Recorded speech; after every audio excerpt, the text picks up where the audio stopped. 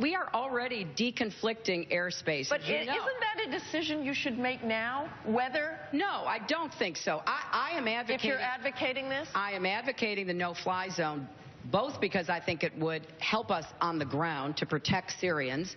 I'm also advocating it because I think it gives us some leverage in our conversations with Russia. Now that Russia has joined us in the Security Council, has adopted an agreement that we hashed out a long day in Geneva 3 years ago, now I think we can have those conversations. The no-fly zone, I would hope, would be also shared by Russia.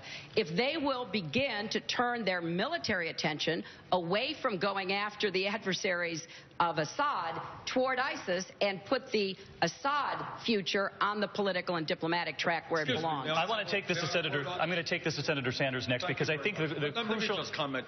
I have a difference of opinion with Secretary Clinton on this.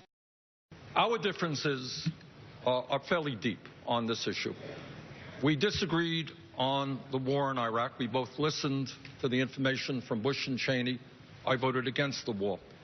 But I think, and I say this with due respect, that I worry too much that Secretary Clinton is too much into regime change and a little bit too aggressive without knowing what the unintended consequences might be. Yes, we could get rid of Saddam Hussein, but that destabilized the entire region.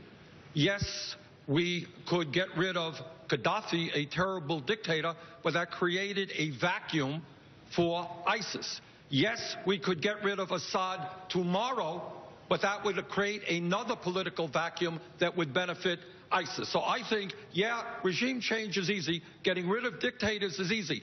But before you do that, you got to think about what happens the day after.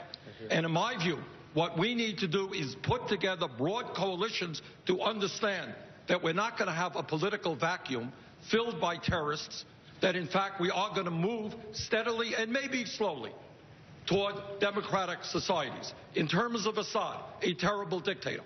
But I think in Syria, the primary focus now must be on destroying ISIS and working over the years to get rid of Assad. That's the secondary issue. But Senator